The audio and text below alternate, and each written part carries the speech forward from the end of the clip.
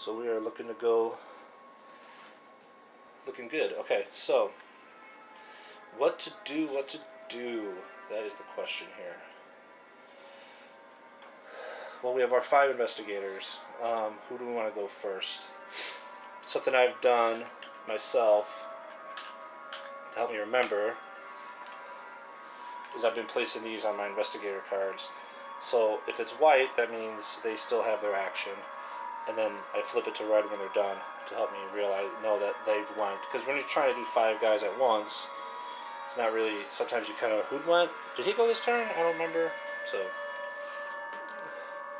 and I'm going to turn down the music a little bit just because it's cool and creepy, but it's a little loud.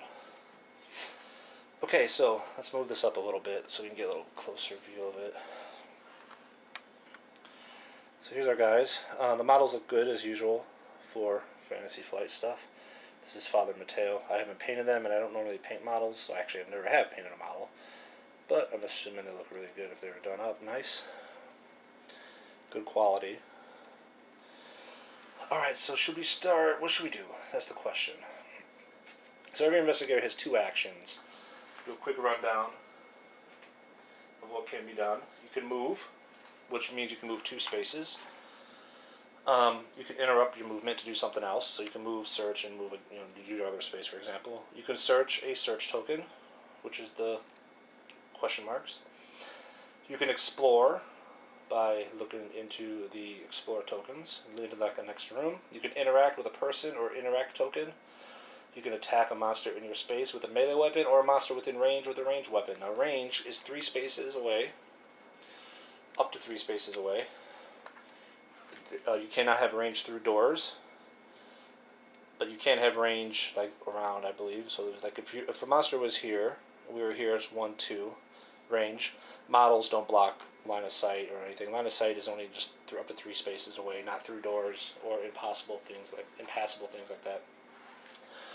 And you can trade as an action with other investigators or pick up if somebody drops an item in your space or there's an item in a space, you can use a trade action to pick it up and put it in your inventory.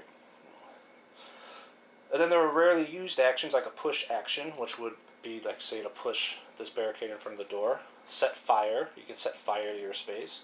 You can steal possessions from another investigator, which sounds weird, but you can do that. And some of those, I believe, insane cards will want you to do that. And then there's component actions. Actually, there's a push action. You can push a monster or carry another investigator. The component action is barricade a door, so that's what that would be. Or extinguish a fire. If there's a fire, you can try to extinguish it with agility. So we have the event step, the monster step, and the horror step in the Mythos phase. And first, of course, we do an investigator phase.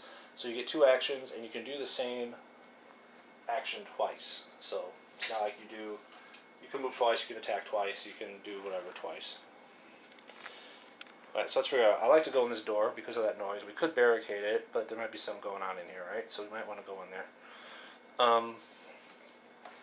Other than that, there's a lot of stuff to do here. So I think we should head in the door first with Rita, because Rita is our fighter.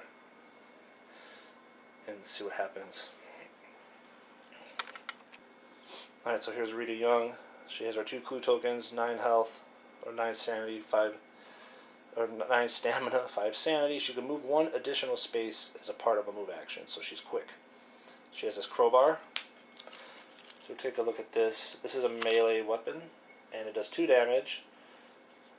It's a heavy weapon, which matters, and it's a pretty cool way to do combat in this game. I really like it. A hefty tool for getting the job done right. When you attack somebody, you either have a heavy weapon or a bladed weapon or a spell. You can even attack unarmed, a whole bunch of different ways. And you select it in the app how you're attacking, and depending on the monster you fight, I think things could change up. Sometimes you get how many successes plus the damage of the weapon. Sometimes you just get how many successes. Sometimes you just get the damage of the weapon. So there's things in the background determining how that works. But what she's going to do first is she's going to explore. So she's going to explore this doorway where that noise came from. So we go in the app and we select the explore token. It says, a ruckus can be heard on the other side of this door, shouting, the crash of pots and pans, and is that hissing? Ugh. So on the app, if it has an arrow, it's going to cost you one of your 2 actions to do it. So we're going to explore as an action. The door swings open to reveal a dining room in chaos. An aged man in a tailcoat scrambles through a serving window into the kitchen as he tries to escape a strange, black creature writhing on the dining room table. Discard this Explore token and place the dining room tile. Alright, so we take off the Explore token. And we find the dining room tile, which is actually on top, right here. And we lay that down. So let's put that down.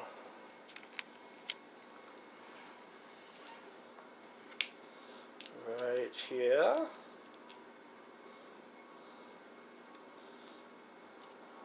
Get it on there, Scows, the way, make it look halfway decent. Come on. Alright. So we got the dining room tile. Continue.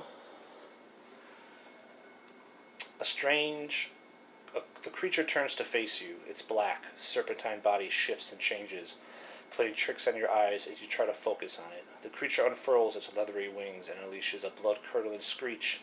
Spawn a hunting horror, as indicated. Then suffer 2 horror.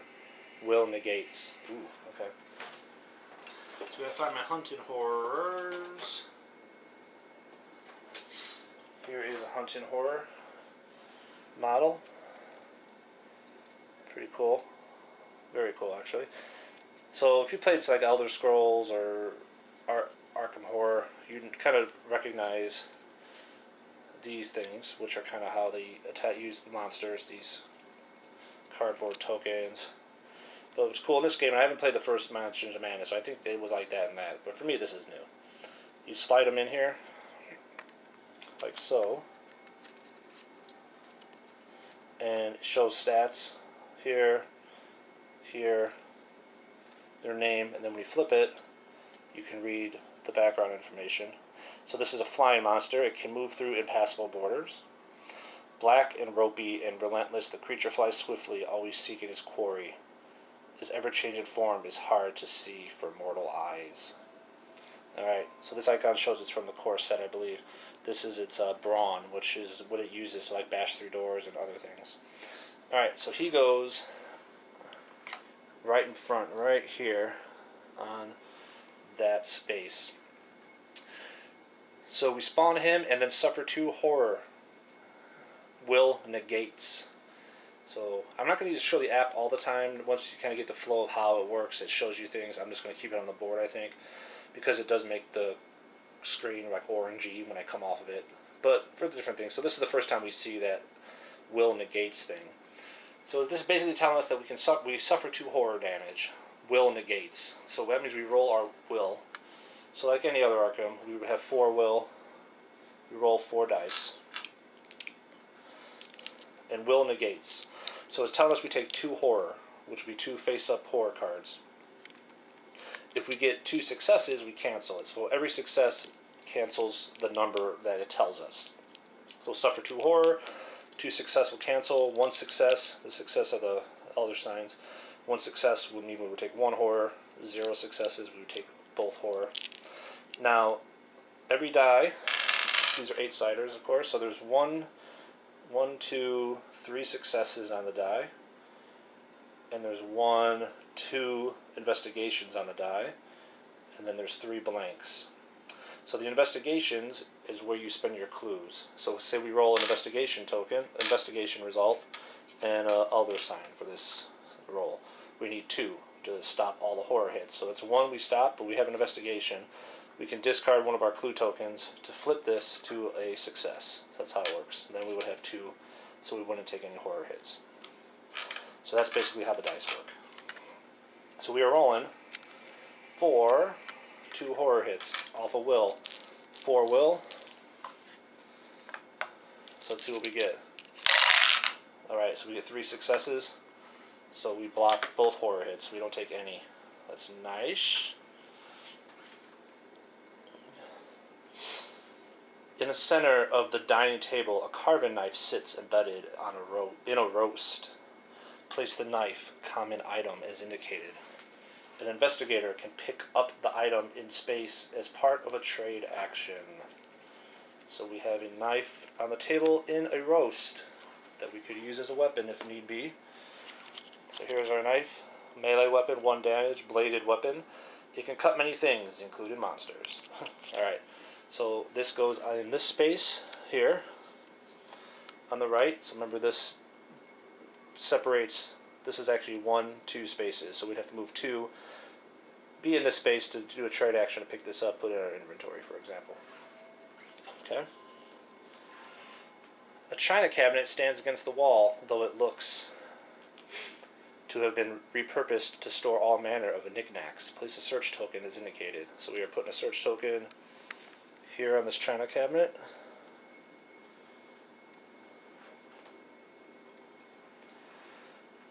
And you can see a kitchen through the servant window. Most of the cabinets are ajar due to the food preparation.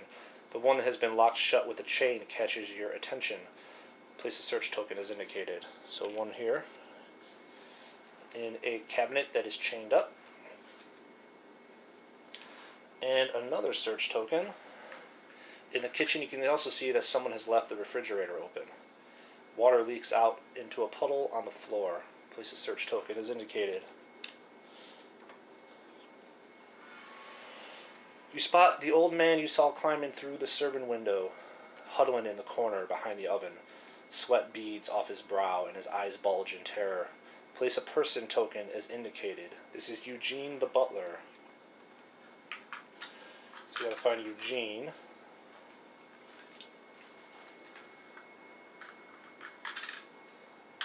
Alright, here's good old Eugene the Butler. And you can see in the back Eugene Clemens. So he goes on this space here. He's hiding back here. And remember, there's a dotted line here. So this is an impassable space. We cannot move through this space. But the monster actually can, because he can fly, and he can move through impassable borders. So if he wanted to, he could fly over there. But we cannot move through those. You may move 1 space into the explored area. So that's basically how it always works. If you explore an area, you get to move into it. It's not like you did an action and now you're staying here. You actually step into the room with your action. So you may, you don't have to, but we're going to. We're going to head into this room with the hunted horror. And that is our explore action. So now we have another action. So there's different, obviously we can do multiple things here. We can attack this guy. We can search this token. We can try to move past him. We can do a lot of things. Now, if you do anything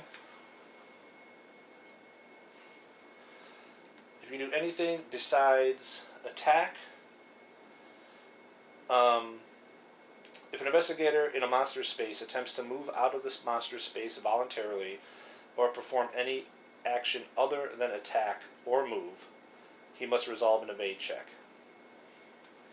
So, if we wanted to try to get past him to grab this knife, we would have to do an evade check first to see if we do. If we wanted to search this cabinet, we'd have to do an evade check. If we wanted to just move at all, if we attack him, of course. So you do the evade checks and everything else through the app, and I'll show it as it goes.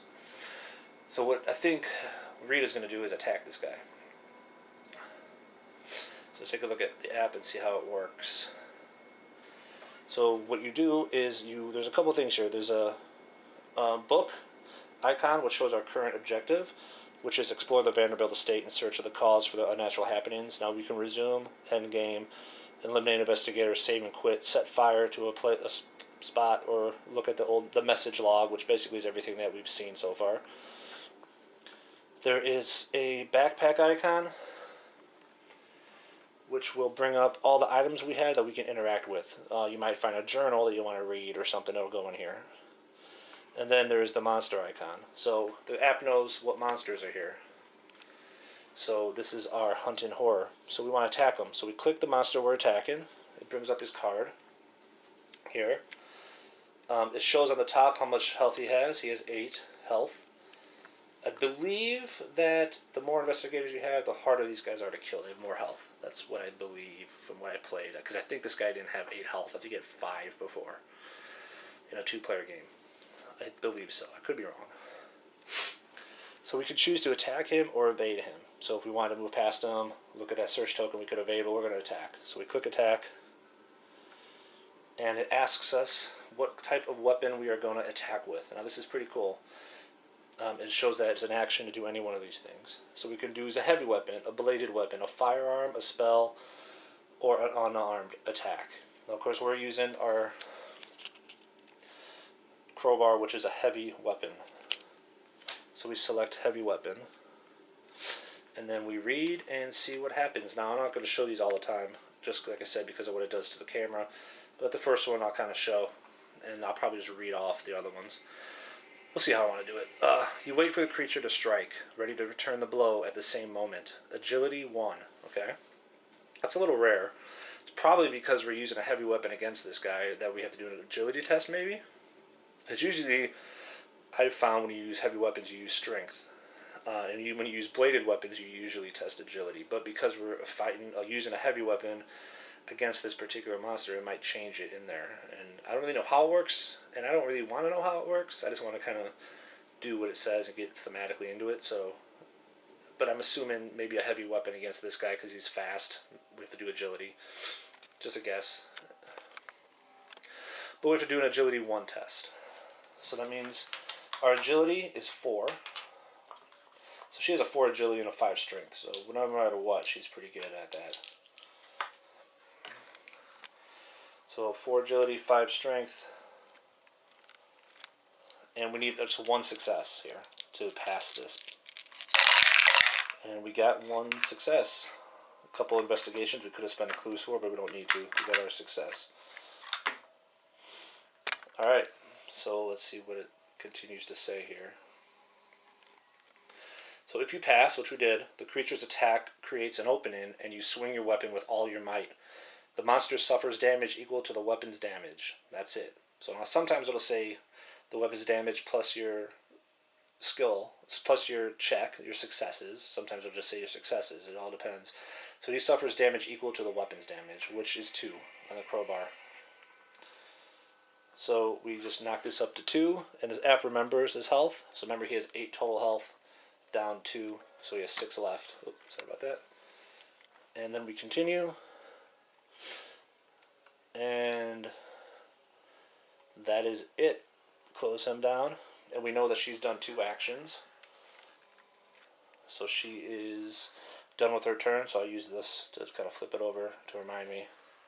And we put her back. So she opened the door, use an explore action, and then an attack action. And she's done. Now all the investigators go before the Mythos Phase comes, just like, you know, most of the Arkham type of games.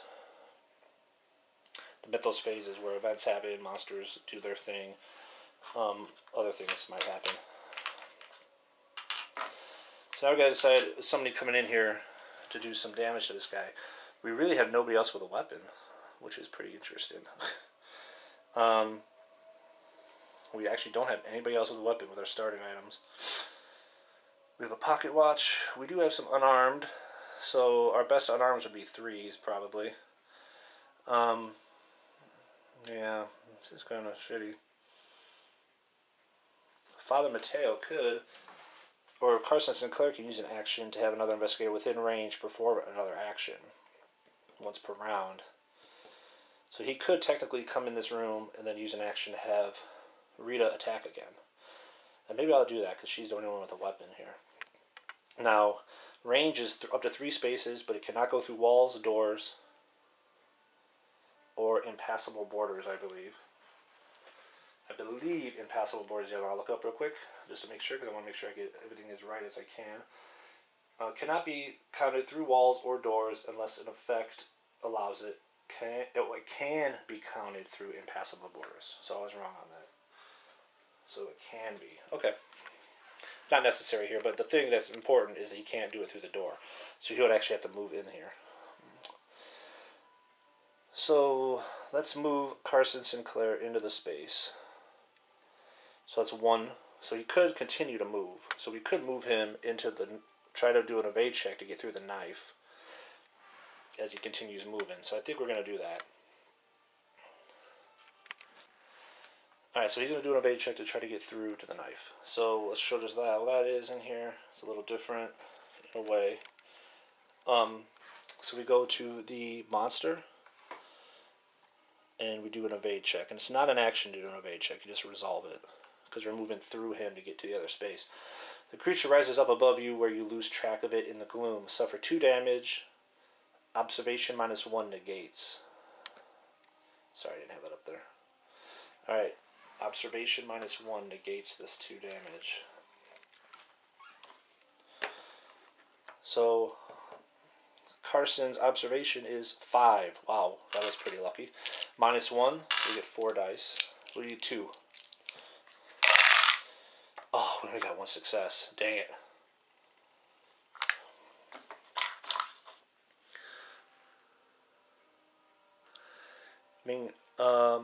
Ming can have people reroll, but they have to be in range, and she is not in range because of the door. So he is going to lose... He's going to take 1 damage, and it's going to be... Suffer 2 damage, which means if it doesn't say face-up damage, then... Or face-down damage, specifically, it's face-up. So we take a damage card, and we flip it face up, and he gets a blow to the head. Your vision swims with pulsing, painful light. Resolve immediately. Become dazed, and then flip this card face down. Alright. So he flips it face down in his inventory, so you know that he has 1 damage. He has 8 stamina, so he's okay. But he becomes dazed. So we take a dazed card. You cannot spend clues to convert dice results or perform additional puzzle steps. At the end of your turn, discard this card. Okay, well, at the end of his turn, so it's still his turn. So it won't really affect him this turn. Okay, so even though he failed the evade check, he still gets to move through, but he took a damage as he did it. Now sometimes it'll tell you that it may cause you to forfeit your action. It just depends on the evade check. So he's still going to move through into the place with the knife. So that was 1 action. And then second action, she's now within range. She's within 3 spaces. He is going to spend the other one to... Another investigator within range may perform 1 action. Activate this ability only once per round. So it's the only time you can do it this round. So he's going to have Rita attack. And Rita will happily do that. So she's going to attack the horror with her heavy weapon again. And let's see, you swing your weapon toward the beast with 1 hand, counterbalancing your swing with your other arm. Evade 2. Ooh, so it's evade again. Alright. So we need 2 successes on agility. And she gets 2 successes. Beautiful. If you pass, you smash the creature with the head of the weapon. The monster suffers damage equal to the weapon's damage, plus your test results. Nice. So we have 2 success. Plus 2 is 4. So we put that in. So he's at 6 of 8. Now we can, and we probably will, spend a clue token to change the other one, our investigation, to a success. So we add another damage, because now we have 3 successes on our test result. So he is at 7 of 8 damage. He's got 1 hit point left, the hunting horror. So that's pretty good. It's pretty good. I think that worked out well, having him do that action, giving her another action. She's the melee guy, and if he gets that knife, he can at least attack, because he has the... He doesn't have good... Well, actually, he has pretty bad agility. Probably the best one for that would be Ming, actually, with the knife. Well, he's moving through anyway. Kind of want to try to get up here by this guy and talk to him if we can. But regardless, he is done. So we got 1 attack left, and his daze actually goes away because of that at the end of his turn. Alright, what are we going to do next? We got 3 investigators. This hunting horror is going to do something nasty. Hopefully he attacks Rita. That's why I wanted her in there, because she has the most stamina. And she has good agility and things of that nature that can hopefully get out of the way. We could instill bravery. Well, that's only that. No, that's not. That's pointless. That lets you discard a horror. Okay.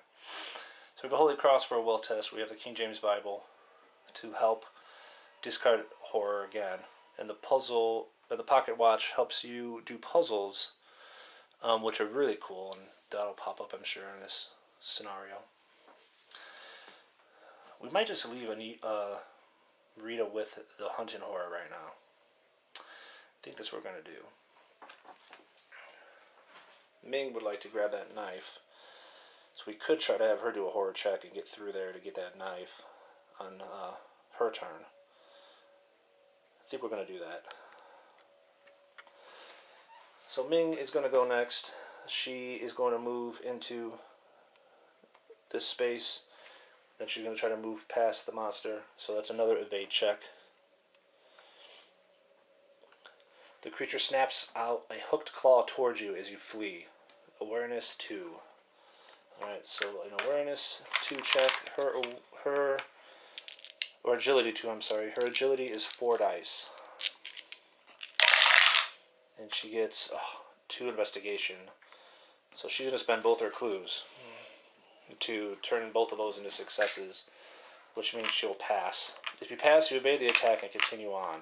Alright, nice. So if you failed, the only way to dodge is to drop to the floor. You suffer 2 damage unless you forfeit your action. Oh, okay. So that's how you would get stopped one way. So she's going to move on. And then for a second action, she's going to do a trade action and pick up this knife, which will give her a damage-bladed weapon. So now she has a knife, which is nice.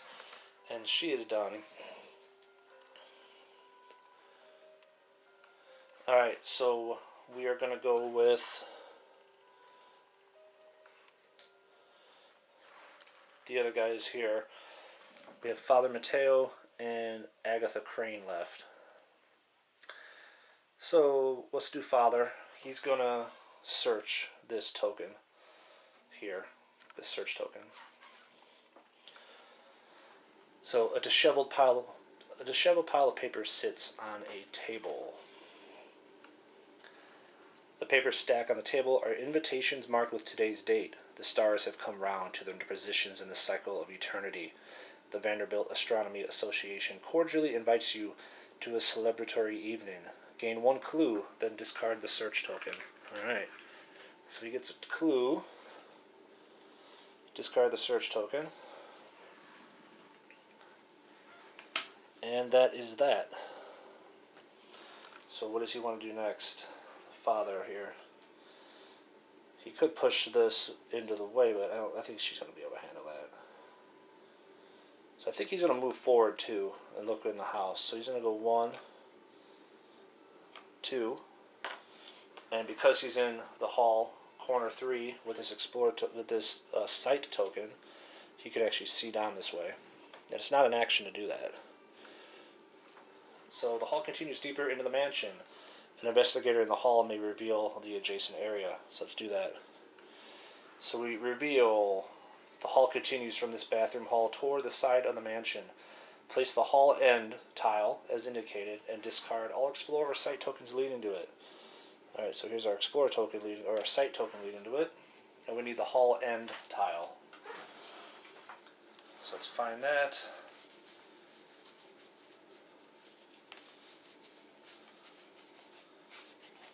Hall end.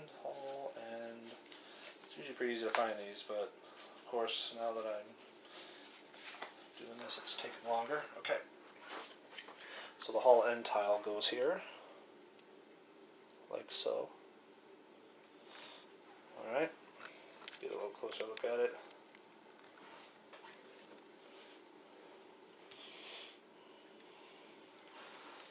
So someone acted in a hurry has knocked over a stack of papers. Place a search token as indicated. And the papers.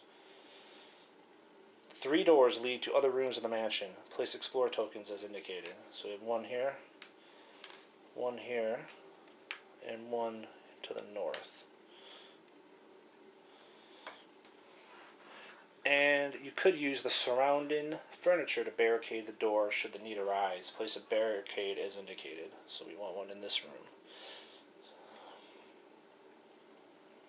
And that is it. Okay, so we got our hall end. So you looked down the hall and saw this. We got 3 different doors. There's a pile of papers here. And a possible barricade. Interesting. Alright, and that is the end of Father Mateo's turn, because he searched in the main hall, and then he moved and was able to look down that hall. So he is done. So the last one to go is Agatha Crane in the hall. I think she's going to take a look at that painting. So she's going to move here for 1 action.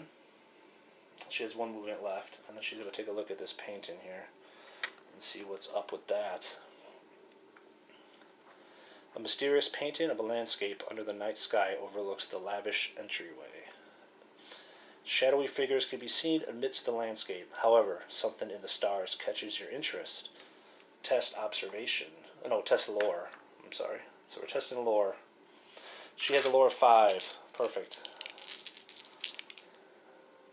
So this kind of test is a little different. It doesn't actually tell us how many successes we need. We put in how many successes we need. So the gist here is pretty much, if you get 3 successes, maybe, if you get 1, you probably won't figure out something about this painting. If you get 2, maybe, if you get 3 or 4, you probably knock it out. So kind of the idea here. And it'll remember how many successes you had previously. So say we get 1 this turn. Next round we look at it again. It'll remember that we looked at it and got 1 success. So it'll kind of add to what we got later. But what we need is as many as we can get with 5 dice. And that is 3. So we got 3 successes. I think 3's good. I'm not going to spend a clue token on that. So put 3 in. You identify several of the specks of light in the sky as planets. They are all occupying the same section of the sky, as if something has come into alignment. Not unlike the planets in the sky tonight. Beneath the painting, a plaque reads, "In memory of Lilith Vanderbilt. Gain 2 clues, then discard this search token." Nice. Alright, so we discard this, get 2 clues for Agatha, who's up to 4 now.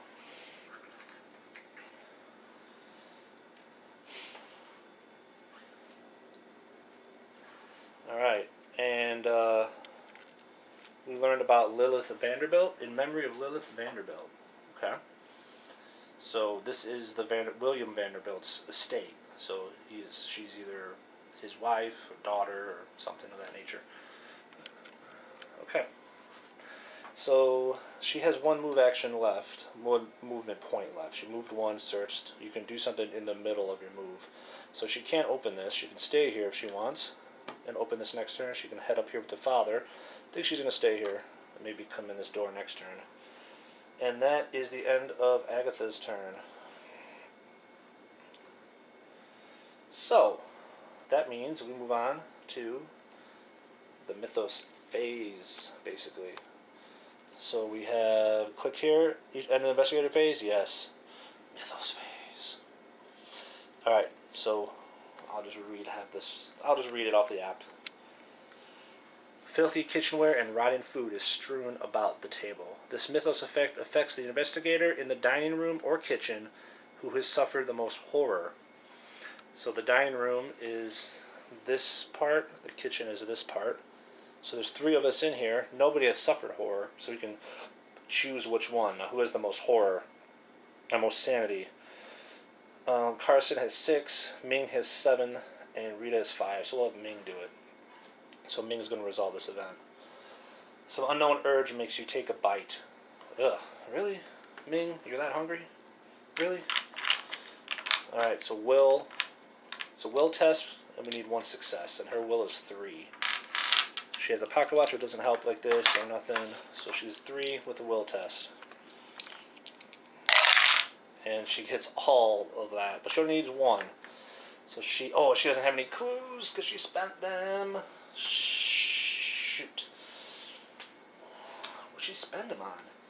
Oh, moving past the monster. Yeah. Alright, well, she fails. So, if you fail, you quickly stuff molten food into your mouth. Suffer 1 face down damage and 1 horror. Wow. Alright. So 1 face down damage means you just take it as though you don't flip it, and you just suffer that. So we'll put this damage by her. But she suffers 1 horror, so that is flipped up. And she gets dementia. Wow, what kind of food was that? You turn away, already feeling the fog of memory clouding your mind. It is a mercy, truly. Resolve immediately. Discard 1 clue. Oh, we don't have one. Then flip this card face down. Okay. So she has 1 damage and 1 horror. So basically, you don't have tokens for health. You just use the cards. So she's down to 6 and 6, basically. Alright, so we continue. And now the hunting horror is going to do its action. So, the hunting horror moves 3 spaces toward the investigator within range who has suffered the most damage. Then it attacks that investigator. So within range means it cannot go through the door. So who has suffered the most damage here? Well, Carson has suffered 1, and Ming has suffered 1. So he's not going to attack Rita because she has yet to suffer damage. So he's going to move up to 3 spaces towards the investigator within range who has suffered the most damage. So he's going to move here. He's going to turn and head into this part of the room, and he's going to attack Carson because he has the most stamina. So let's go with Carson. He has 8 stamina. So he attacks. The creature comes to smell your blood and emits an ear-piercing shriek before slamming its leathery body into yours. Strength 2. Carson has a strength of 3. Alright, he can't really do anything about this.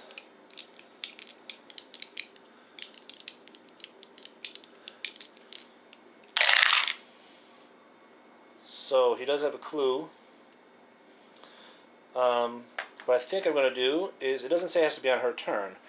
Ming Tai Fan, once per round, you or another investigator within range may reroll 1 die while resolving a test. So she's in the same space as him, so she's going to have him reroll this blank, and hopefully we get another success. So we don't have to spend a clue, because we only need 1 more. We don't. So we're going to spend 1 of his clues to get the 2 successes. So he doesn't take, so he passes the test. So if you pass, you punch its center of mass before it can do any more harm. Suffer 1 face down damage. Alright, so he still takes a damage, but he takes a less. So another face down though. So he's got 2 damage already. So for example, if you would have failed, you would scream in pain, suffer 2 face down damage, and then flip 2 damage face up. So we would suffer 2 of them, and then we would randomly choose ones to flip, and then there could be worse things happening to us there. Things like broken arms and things of that nature. So we want them face down if possible. Each investigator must resolve a horror check against the monster within range with the highest horror rating. After all horror checks have been resolved, tap the end phase button to continue. Okay, so a horror check. If you're within range of a monster, which is 3 spaces, not through doors, blah blah blah, I've mentioned that a few times. So basically, all 3 of these characters have to do a horror check against him. Now, if they're doing the horror check against the same monster, we don't do 3 separate ones. We do 1 horror, we put up 1 horror check for him, and then all of them test that same one. So we're going to do a horror check against that hunting horror. So the creature vomits out a fleshy pink pulp that you fear might have once been a person. Suffer 3 horror. Will negates. Oh boy. Alright. And this is going to affect all 3 of them. So let's start with Rita. Will negates. She has a 4 will. 3 horror. Wow. Alright. She gets 1 success. She's going to turn in a clue to make this one a success. So that's 2 out of the 3, so she gets 1 face-up horror. And she gets nyctophobia. You are not afraid of the darkness exactly, but you are afraid of what the darkness might be concealing. Keep face up. Whenever you end your turn in a space with darkness, suffer 1 face-down horror. Wow, okay, so darkness is not something that has come up yet, but if it does, then we'll head into that, show how that works. So Carson Sinclair is going to do this. He's in there. He has 3 will, but he rolls 1 additional die because of his Holy Cross, so he gets 4 dice. And he gets a crap roll. And, well, he's going to turn one of these with his clue, so he'll take 2 horror, face up. Oh, man. Alright, so the first one is a minor shock. Your heart races and your breath catches in your throat. No additional effect. So those are the ones we want. Just to flip it down. And then he also gets another minor shock. So flip it down. Alright, so he's not doing very well right now. Poor Carson. And Ming has 3 will. And she has nothing that can really affect this. She has no clues.